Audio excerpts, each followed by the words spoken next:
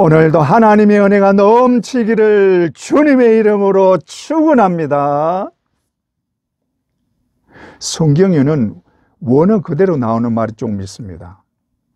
이런 원어에는 특별한 뜻이 있는데 오늘 본문에 나오는 에베네셀도 그 뜻이 여호와께서 여기까지 도우셨다는 말입니다. 여러분은 하나님의 도우심을 얼마나 믿고 있습니까? 또 그 도우심을 언제나 받고 있다고 믿습니까? 만약에 이렇게 믿고 있다면 아무 걱정 없이 사는 사람일 것입니다. 하지만 우리는 부족한 인간인지라 하나님의 존재를 깜빡할 때가 많고, 그래서 하나님께 의지하기보다 내 힘으로 해결하려고 합니다. 그러다 보니 불안과 염려가 엄습하는 것입니다. 우리는 이것을 믿음의 크기로 잘 따집니다. 그래서 쉽게 하는 말이 내 믿음이 적어서 혹은 내 믿음이 부족해서 그렇다고 말하는 것을 쉽게 봅니다. 그렇다면 흔히 말하는 큰 믿음을 가지면 그렇지 않을까요? 우리는 큰 믿음을 가지고 능력을 나타내는 사람들이 교만해져서 이단으로 떨어지는 사람들을 종종 봅니다. 그러므로 큰 믿음이라고 다 할 수 있는 것이 아니요, 작은 믿음이라고 못한다고 해서도 안 되는 것입니다. 그것보다 더 중요한 것은 얼마나 하나님과 가까이 있느냐 하는 것입니다. 하나님과 가까이 있는 사람은 언제나 하나님을 먼저 찾습니다. 조금만 문제가 있어도 하나님께 먼저 아뢰입니다. 자신이 부족하다고 느끼는 사람일수록 하나님을 더 찾게 되고 하나님께 도와달라고 간구합니다. 이런 자의 기도를 하나님은 외면하지 않습니다. 자신이 부족하다고 느끼는 자는 오로지 그 마음을 하나님께 드러내고 나를 불쌍히 여겨달라고 간구하는 자입니다. 하나님은 진실한 마음으로 간구하는 기도를 절대로 외면하지 않으시고 다 들어주시고 반드시 이루어주시는 줄 믿습니다. 여러분 믿습니까? 우리 모두 진실한 마음으로 하나님께 나아가 언제나 하나님의 도움을 받게 되기를 주님의 이름으로 축원합니다. 이런 도움의 손길을 간절히 구한 한 여인이 있었습니다. 오늘 본문에 나오는 사무엘의 어머니 한나가 바로 그 여인입니다. 사무엘상 1장 2절, 그에게 두 아내가 있었으니 한 사람의 이름은 한나요, 한 사람의 이름은 버닌나라. 버닌나에게는 자식이 있고 한나에게는 자식이 없었더라. 이 시대는 사사시대였습니다. 사사시대는 여호수아가 죽은 후에 이스라엘의 지도자가 없을 때 이스라엘 백성들이 급속도로 타락하게 된 시대입니다. 이들은 지금까지 자기들을 인도하고 여기까지 오게 하신 하나님을 버리고 우상을 섬기기 시작했습니다. 사사기 2장 11절에 13절, 이스라엘 자손이 여호와의 목전에서 악을 행하여 바알 등을 섬기며 애굽 땅에서 그들을 인도하여 내신 그들의 조상들의 하나님 여호와를 버리고 다른 신들 곧 그들의 주위에 있는 백성의 신들을 따라 그들에게 절하여 여호와를 진노하시게 하였으되 곧 그들이 여호와를 버리고 바알과 아스다롯을 섬겼으므로 이로 인해 하나님이 진노하시고 대적을 일으켜 이스라엘을 치게 하였습니다. 그 지역에 남겨둔 가나안 족속들, 특히 블레셋을 일으켜서 이스라엘을 괴롭게 했습니다. 그 고통으로 이스라엘 백성들이 하나님께 호소하면 하나님이 사사를 일으켜서 적들을 물리치게 함으로 그 호소를 들어주었습니다. 그러나 조금 지나면 또 하나님을 멀리하고 우상을 섬기는 일을 반복합니다. 그래서 이 시대를 표현하는 대표적인 말이 사사기 17장 6절, 그때는 이스라엘의 왕이 없었으므로 사람마다 자기 소견에 옳은 대로 행하였더라. 똑같은 말이 21장 25절에도 나옵니다. 이들은 하나님의 도움을 계속 받고 있습니다. 적들이 쳐들어와 괴롭힐 때 하나님께 부르짖었고 그때마다 하나님이 그들을 도와 적들을 물리쳐 주었습니다. 그러나 평안이 찾아오면 그 일을 까맣게 잊어버리고 똑같이 하나님을 멀리하고 우상을 가까이 하면서 자기들이 옳다고 생각하는 대로 행했던 것입니다. 어떻게 이럴 수 있습니까? 이러고도 택한 백성이라고 할 수 있습니까? 그러나 우리 또한 이런 자들임을 인정해야 합니다. 우리도 평안이 찾아오고 잘 살게 되면 하나님에게서 멀어지고 그동안 받았던 은혜는 다 잊어버리고 마는 것입니다. 우리 주위에 보세요. 잘 살게 되니까 하나님을 더 가까이 찾으려고 하지 않고 점점 멀어지는 현상을 보지 않습니까? 그래서 하나님이 우리에게 경고하기 위해 전쟁을 통해 알려주고 있는 것입니다. 뿐만 아니라 우리를 항상 위협하고 있는 북한과 중국을 통해 우리에게 계속 경고하고 있습니다. 이것을 깨닫는다면 절대로 나태할 수 없는 것입니다. 여러분, 우리는 하나님의 경고를 알아야 하고 이것이 우리를 일깨우기 위한 하나님의 경고인 동시에 하나님의 은혜인 줄 분명히 깨달아야 합니다. 그러므로 그 은혜에 감사하고 하나님께 더 가까이 나가야 하는 것입니다. 우리는 하나님의 큰 은혜를 받고 있는 자들입니다. 여러분 믿습니까? 그런데 이렇게 이스라엘의 사사시대가 영적으로 어두운 시대였습니다. 이런 사사시대에도 하나님을 진실로 찾는 사람들은 있었습니다. 그 중에 한 사람이 한나였는데 한나는 자식이 없었습니다. 그런데 다른 아내인 브닌나는 자식이 있었습니다. 옛날에는 자식이 있는 것과 없는 것은 그 받는 대우가 천지차이입니다. 우리나라에도 옛날에는 자식이 없으면 구박을 받고 쫓겨나기도 했습니다. 그래서 한나가 이 일로 마음이 괴로웠습니다. 심지어 브닌나에게도 괴롭힘을 당했습니다.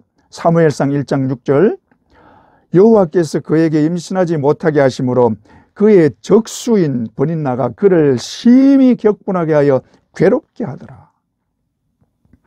얼마나 힘들게 했으면 적수라고 합니까?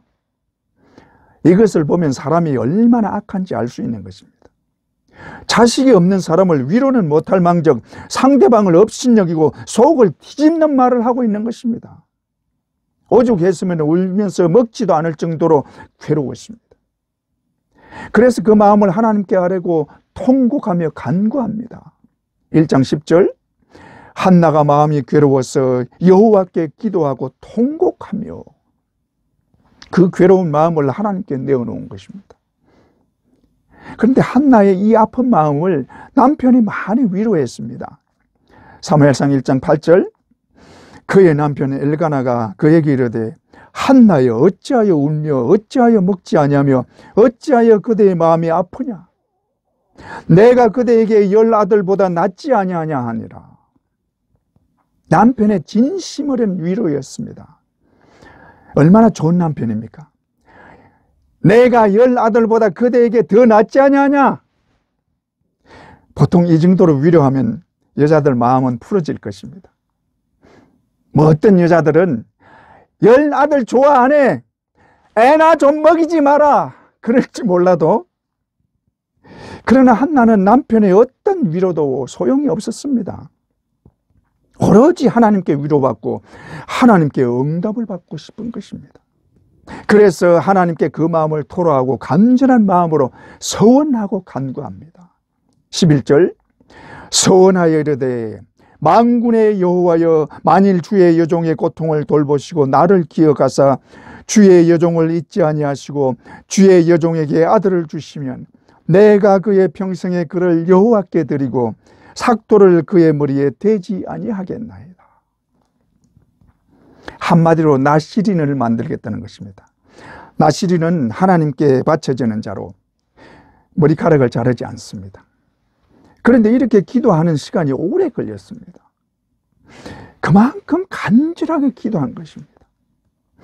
그것을 본 엘리 제사장이 술에 취한 줄 알았습니다. 1장 13절, 한나가 속으로 말하며 입술만 움직이고 음성은 들리지 아니하므로 엘리는 그가 취한 줄로 생각한지라.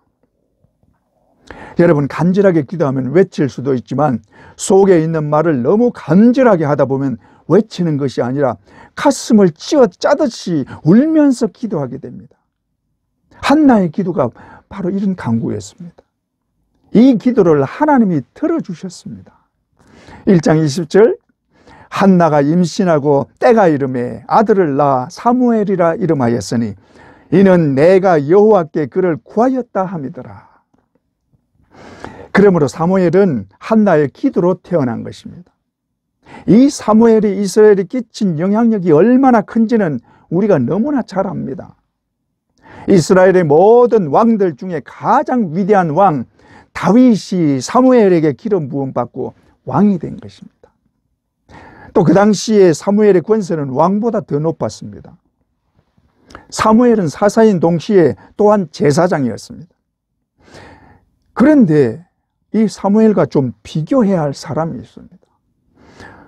사무엘보다 조금 빠른 시대에 사사로 있었던 삼손입니다. 삼손 또한 그 탄생이 다른 사람들과는 다릅니다. 삼손의 부모는 단 지파 사람인데 이들에게 자식이 없었습니다. 그런데 이들은 자식을 달라고 하나님께 기도한 내용은 없습니다. 그럼에도 어느 날 여호와의 사자가 여인에게 나타나서 아들을 낳을 것이라고 알려줍니다. 사사기 13장 3절에서 5절, 여호와의 사자가 그 여인에게 나타나서 그에게 이르되 보라, 네가 본래 임신하지 못함으로 출산하지 못하였으나 이제 임신하여 아들을 낳으리니 그러므로 너는 삼가 포도주와 독주를 마시지 말며 어떤 부정한 것도 먹지 말지니라. 보라, 내가 임신하여 아들을 낳으리니 그의 머리에 삭도를 대지 말라. 이 아이는 태에서 나옴으로부터 하나님께 바쳐진 나실인이 됨이라.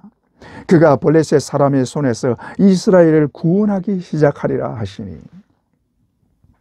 삼손의 탄생과 사무엘의 탄생은 유사한 점이 많습니다.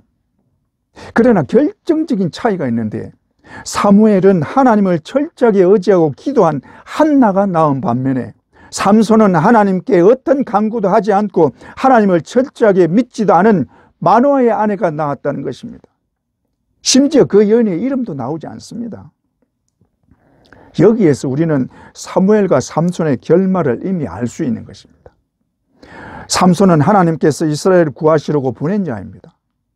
보통의 사사들처럼 백성 중에서 세운 자가 아니라 태어날 때부터 하나님이 태어나게 하셨고 사사로서 이스라엘을 위하여서 큰 일을 하도록 하셨습니다. 삼손은 그 어떤 사사보다 월등한 자였습니다. 그것은 삼손의 탄생을 위해 마노아의 아내를 찾아온 분이 누구인지만 봐도 알 수 있습니다. 마노아가 그들에게 찾아온 분이 하나님의 사자인 줄 모르고 그의 이름을 물었습니다.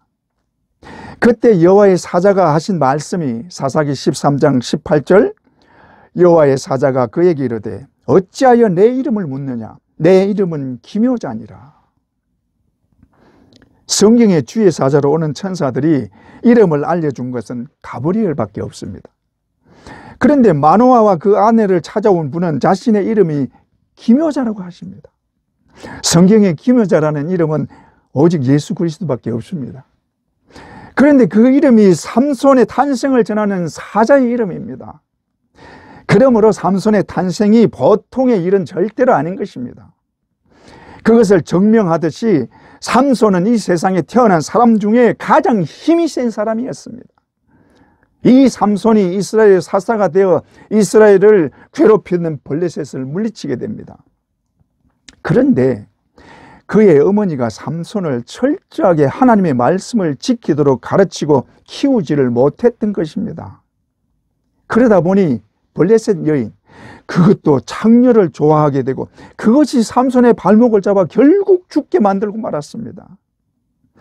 그것도 블레셋 사람에게 붙잡혀서 두 눈이 뽑히고 온갖 조롱거리가 되고 솔처럼 물레를 돌리는 신세가 되고 만 것입니다. 그러다 결국 하나님께 구하고 다시 힘을 얻은 결과 그를 조롱하고 괴롭히던 자들과 함께 죽은 것입니다. 만약에 삼손이 하나님을 철저하게 의지하고 믿었더라면 사무엘 이상으로 엄청난 인물이 되었을 것입니다. 그러나 그의 마지막은 너무나 비참한 결말입니다. 이것이 바로 하나님을 전적으로 의지하고 기도하는 것과 그렇지 못한 것의 차이입니다. 그러므로 하나님을 전적으로 의지하고 진실로 믿고 간절히 구해야 합니다. 여러분, 하나님을 가까이 하고 그에게 간절히 구하는 자는 절대로 망하지 않습니다. 믿습니까?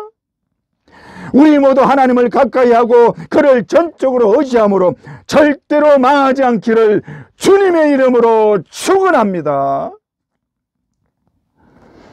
그런데 이런 사무엘 때에 블레셋이 쳐들어와서 이스라엘을 괴롭히자 사무엘이 일어나 이스라엘 백성들을 모으고 블레셋을 물리치게 되는데, 블레셋을 물리치기 위해서 사무엘이 이스라엘 백성들에게 요구한 것이 있습니다. 이 요구가 하나님의 도움을 받기 위해 반드시 해야 할 일입니다. 이것을 좀 구체적으로 살펴보도록 하겠습니다. 사무엘이 이스라엘 백성들에게 요구한 것은 첫째로 우상을 버리라는 것입니다. 사무엘이 어릴 때는 하나님의 전에서 기거를 했습니다. 이때는 엘리가 제사장일 때인데 영적으로 어두운 때였습니다. 얼마나 어두웠으면 하나님의 말씀조차 희귀한 때였습니다. 사무엘상 3장 1절, 아이 사무엘이 엘리 앞에서 여호와를 섬길 때에는 여호와의 말씀이 희귀하여 이상이 흔히 보이지 않았더라. 여호와의 말씀을 듣는 자체가 희한한 일일 정도로 영적으로 깜깜한 시대라는 말입니다. 이때에 하나님이 사무엘을 부릅니다. 전에서 자고 있는 사무엘을 불러서 장래 일을 알려줍니다. 보통은 하나님이 제사장이나 선지자에게 말하는 게 정상입니다. 그런데 그 말씀을 아이인 사무엘에게 말하고 있습니다. 이것이 뭘 말하느냐 하면, 사무엘 외에는 하나님이 말씀을 줄 사람이 없을 정도로 타락된 상태요, 하나님에게서 멀어져 있다는 말입니다. 하나님이 사무엘에게 하신 말씀은 엘리 집에 대한 심판에 관한 것이었습니다. 사무엘상 3장 12절에서 14절, 내가 엘리의 집에 대하여 말한 것을 처음부터 끝까지 그날에 그에게 다 이루리라. 내가 그의 집을 영원토록 심판하겠다고 그에게 말한 것은 그가 하는 죄악 때문이니 이는 그가 자기 아들들이 저주를 자청하되 금하지 아니하였음이니라. 그러므로 내가 엘리의 집에 대하여 맹세하기를 엘리 집의 죄악은 제물로나 예물로나 영원히 속죄함을 받지 못하리라 하였노라 하셨더라. 엘리의 자식들은 홈리와 비누하스인데 이들이 어떤 죄악을 저지르느냐 하면, 회막에서 수종드는 여인들과 강제로 동침을 하고 제사 지내는 고기 중에서 가장 좋은 것들을 빼앗아서 자기들 배를 채웠습니다. 엘리는 이것을 알고도 그 죄에 대해서 어떤 조치도 취하지 않았습니다. 그 죄에 대해서 하나님께 간구하지도 않았고 어떤 회개의 기도도 하지 않았습니다. 여러분, 자식들을 위해 기도하지 않는 것이 이렇게 무서운 것입니다. 자식들의 잘못을 알면 사생결단하고 그 잘못을 다시는 못하게 하고 하나님께 온 힘을 다해 간구해야 하는 것입니다. 죄를 알고도 적당히 넘어가는 어리석음 때문에 엘리와 그 자식들이 하루아침에 다 죽고 집안은 풍비박살이 나고 이스라엘이 블레셋에게 져서 괴롭힘을 당한 것입니다. 그러므로 자식들을 믿음에 바로 서게 해야 하고 자식들을 위해 기도하는 일을 온 힘을 다해서 해야 하는 것입니다. 이렇게 기도할 때 자식도 살고 내 가정도 살고 더 나아가서 이 나라도 살리는 길이 되는 줄 믿습니다. 여러분, 믿습니까? 그런데 이 엘리의 죄악과 마찬가지로 이스라엘 백성들도 하나님을 찾지 않고 멀리했습니다. 그래서 하나님이 블레셋으로 하여금 이스라엘을 치게 했습니다. 그 결과 블레셋이 쳐들어와서 모든 것을 빼앗고 이스라엘을 괴롭힌 것입니다. 그러자 이스라엘 백성들이 하나님 앞에서 울고 부르짖습니다. 사무엘상 5장 12절, 죽지 아니한 사람들은 독한 종기로 치심을 당해 성읍의 부르짖음이 하늘에 사무쳤더라. 이때 사무엘이 이스라엘 모든 족속에게 하는 말이 여호와께로 돌아오려거든 이렇게 해야 한다고 말합니다. 그 첫째가 우상을 버려야 한다는 것입니다. 그동안 이스라엘 백성들은 우상으로 자신들의 신을 삼고 우상을 섬겼습니다. 자신들은 하나님의 택감받은 백성이라고 말하면서 정작 하나님을 섬기는 것이 아니라 우상을 섬기고 있는 것입니다. 이게 얼마나 웃기는 일입니까? 이들은 십계명을 외우는 자들이요, 누구보다 십계명을 잘 아는 자들입니다. 그 십계명 중에 첫째 계명과 둘째 계명이 우상 숭배하지 말라는 것입니다. 그런데도 이것을 어기고 우상을 섬기고 있는 것입니다. 이것이 하나님이 가장 싫어하는 죄입니다. 그래서 사무엘이 이들에게 가장 먼저 요구한 것이 우상을 버리고 우상을 제거하라는 것입니다. 사무엘상 7장 3절 사무엘이 이스라엘 온 족속에게 말하여 이르되 만일 너희가 전심으로 여호와께 돌아오려거든 이방 신들과 아스다롯을 너희 중에서 제거하고, 너희가 전심으로 돌아오려거든, 하나님께 전심으로 돌아가기 위해서 무엇보다 먼저 해야 하는 것이 우상을 버리고 제거하는 것입니다. 그래야 하나님 앞에 나갈 수 있습니다. 우상을 가지고 하나님 앞에 나가는 것은 죽음을 자초하는 것입니다. 그 대표적인 예가 금송아지 사건입니다. 이스라엘 백성들이 시내산에 도착했을 때 하나님이 하늘로부터 직접 이 땅에 내려와서 그들을 친히 만나 주셨습니다. 얼마나 영광입니까? 그리고 하나님의 영광을 나타내셔서 그들로 하여금 보게 하셨습니다. 그러나 모세가 산에 올라가서 하나님을 만나고 있을 동안 모세가 드디 내려온다고 금을 모아 금송아지를 만들고 그 금송아지가 자기들을 인도해 온 신이라고 합니다. 출애굽기 32장 3절에서 4절 모든 백성이 그 귀에서 금고리를 빼어 아론에게로 가져가매 아론이 그들의 손에서 금고리를 받아 부어서 조각칼로 새겨 송아지 형상을 만드니 그들이 말하되 이스라엘아 이는 너희를 애굽 땅에서 인도하여 낸 너희의 신이로다 하는지라. 조금 전에 이들은 하나님의 영광을 보았습니다.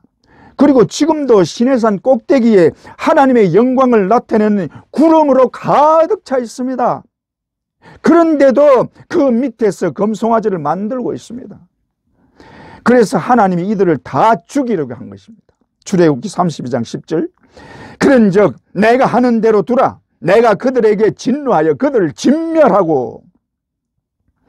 그러므로 하나님이 가장 진노하시는 죄가 우상숭배입니다. 그런데 이 우상숭배가 우리와는 상관이 없다고 생각하지 마십시오. 교회 다니는 사람들 중에 알게 모르게 우상숭배를 하고 있는 사실을 아십니까? 요즘 시대는 우상숭배나 미신이 판을 치고 있습니다. 여러분 중에 점치는 것을 예사로 생각하는 분들이나 사주 관상을 보는 것을 예사로 생각하는 분들은 없습니까? 그래서 일이 잘 풀리지 않는다고 점장인을 찾아가지는 않습니까? 이것보다 더 심각한 우상숭배가 돈입니다. 예나 지금이나 우상숭배의 중심은 부를 쌓고자 하는 욕심에서 비롯된 것입니다. 그래서 돈을 많이 모으기를 원하고 돈에 대한 욕심으로 자기도 모르게 돈을 섬기는 자가 되는 것입니다. 예수님은 이것을 분명히 경고합니다. 마태복음 6장 24절 너희가 하나님과 재물을 겸하여 섬기지 못하느니라. 왜 예수님이 이 말씀을 하셨느냐? 돈이 그만큼 무서운 우상이기 때문입니다. 돈을 가까이 하는 자는 마음이 돈에 빼앗기기 때문에 자연히 하나님으로부터 멀어지게 되는 것입니다. 이 돈을 주장하는 것이 마귀입니다. 그러므로 돈은 하나님을 가까이 하지 못하게 하는 최고의 적이요 최고의 우상입니다. 여러분 재물을 포기하지 못하면 절대로 하나님을 가까이 할 수 없습니다. 돈은 일만하게 뿌리요 그 어떤 것보다 더 강력한 우상 숭배인 것입니다. 믿습니까? 그뿐 아니라 하나님보다 더 가까이 하는 모든 것이 우상입니다. 자식이 우상이 될 수도 있고 권력이나 성공이 우상이 될 수도 있습니다. 또 미신처럼 믿는 것도 우상 숭배임을 알아야 합니다. 차 타고 다니는 분들 차 속에 읽지 않는 성경책은 왜 두고 다니십니까? 그 성경책이 사고를 막아주는 부적입니까? 여러분 이런 모든 우상들 하나님 외에 의지하려고 하는 모든 것을 다 버려야 합니다. 꼭 기억하십시오. 하나님을 믿는 자들은 하나님만 믿어야 하고 하나님만 섬겨야 하는 것입니다. 비록 내 뜻과 맞지 않고 내가 원하는 대로 되지 않아도 하나님이 원하시면 내가 따르겠나이다. 하나님이 말씀하시면 내가 나아가리이다.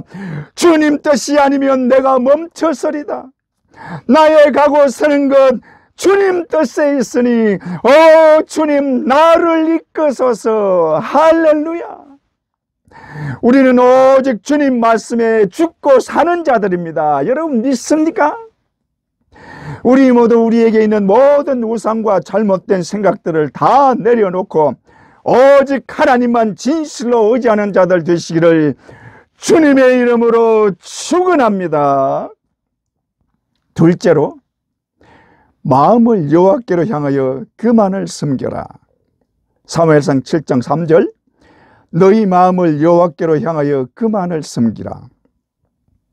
하나님이 이스라엘 백성들을 애굽에서 이끌어내시고 그들을 시내산으로 불러 율법을 주시고 하신 말씀이 나 외에 다른 신이 없느니라.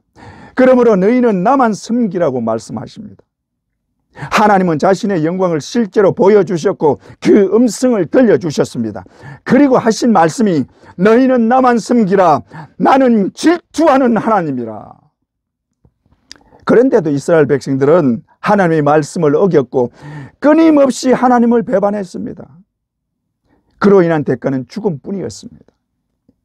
하나님이 이스라엘 백성들을 40년 동안 광야를 돌아다니게 한 것은 이들의 믿음을 시험한 것입니다.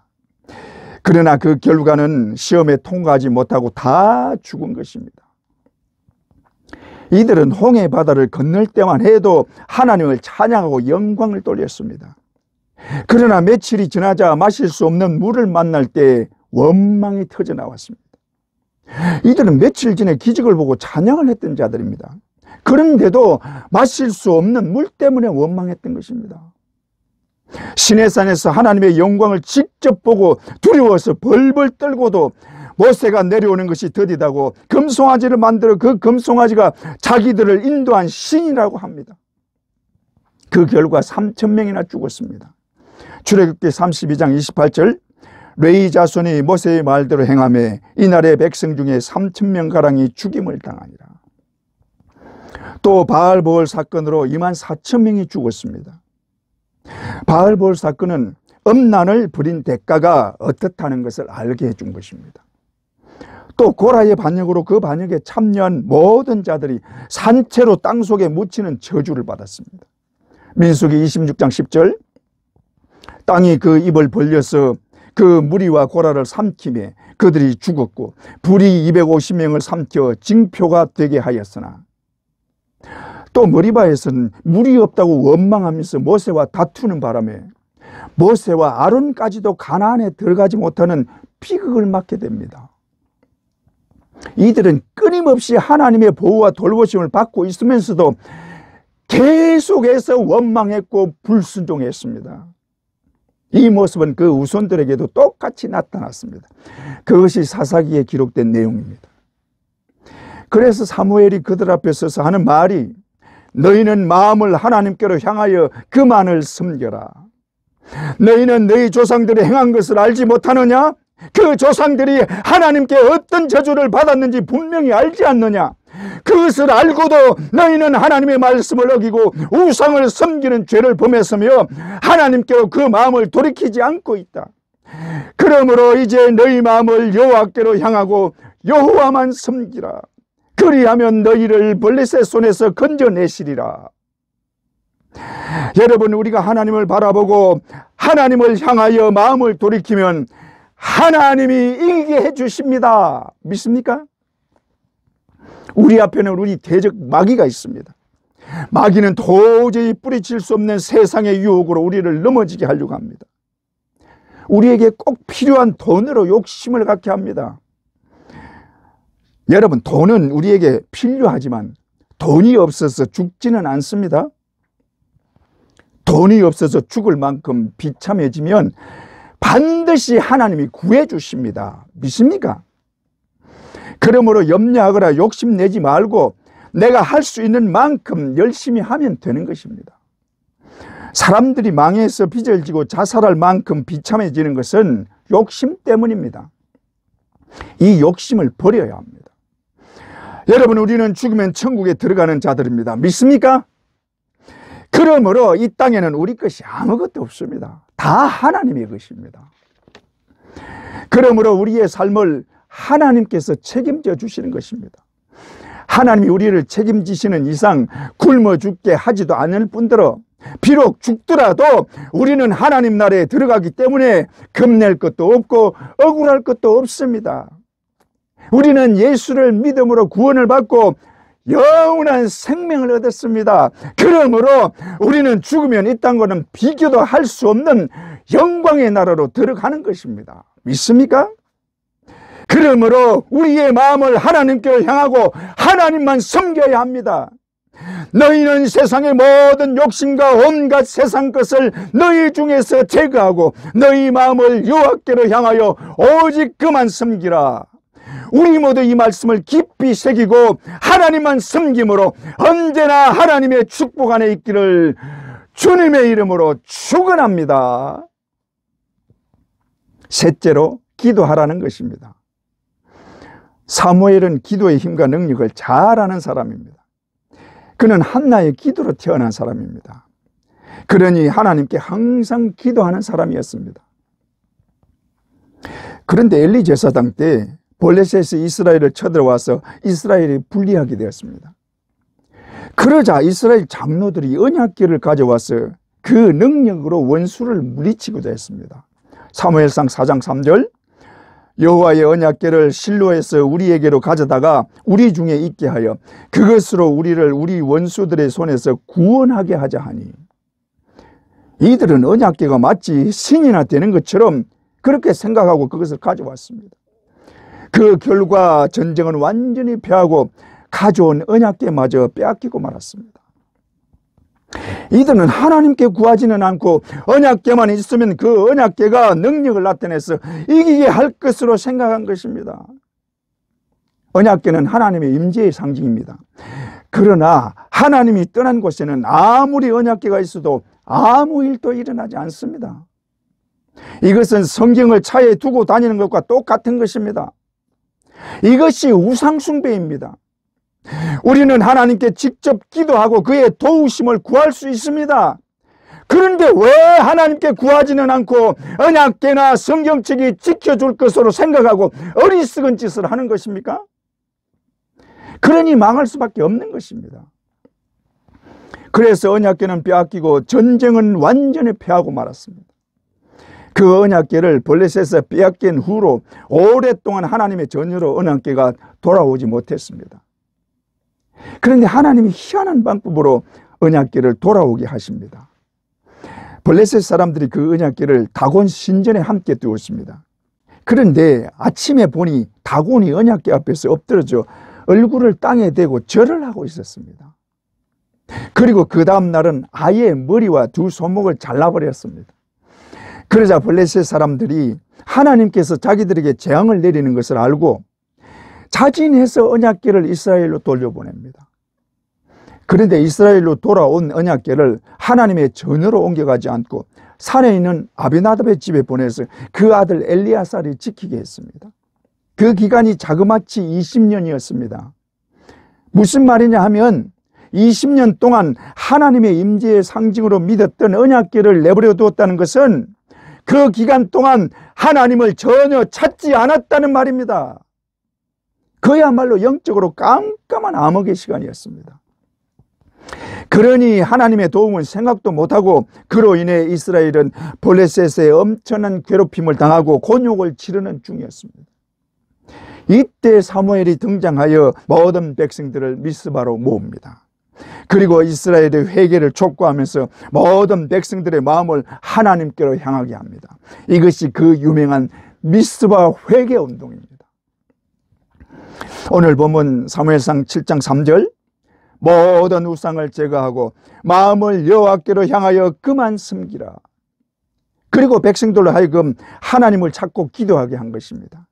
그래서 이스라엘 백성들이 회개하고 하나님께 구하기 시작합니다. 6절 그들이 미스마에 모여 물을 길어 여호와 앞에 붓고 그날 종일 금식하고 거기에서 이르되 우리가 여호와께 범죄하였나이다 하냐. 하나님이 이 기도를 들어주셨습니다. 할렐루야.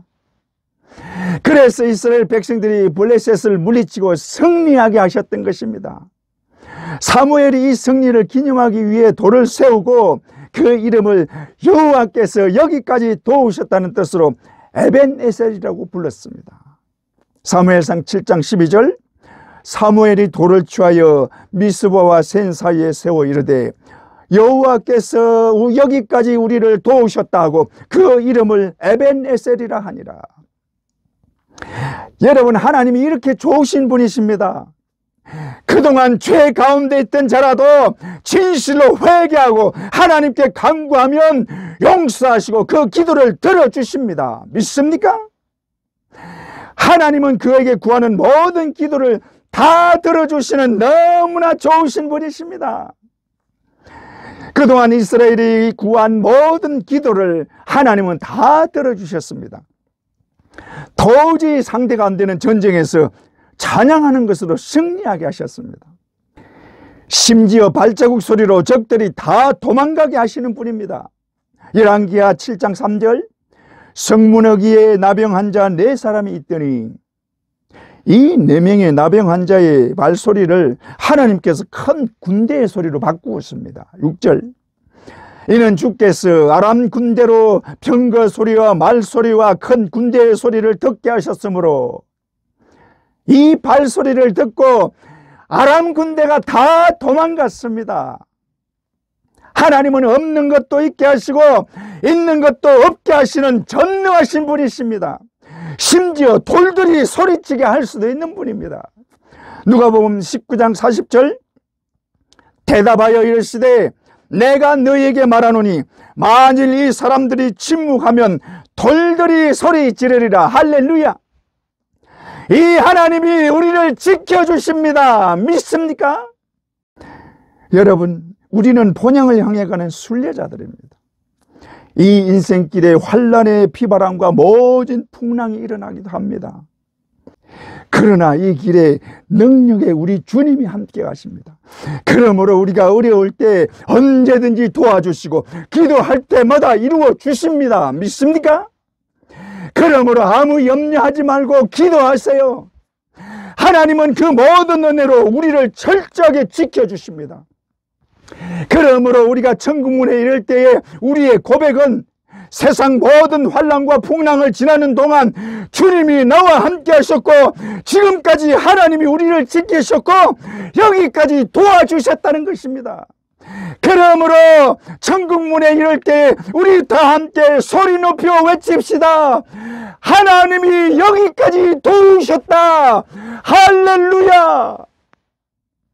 우리 모두 하나님을 더 가까이 하고 언제나 도움받기를 주님의 이름으로 축원합니다.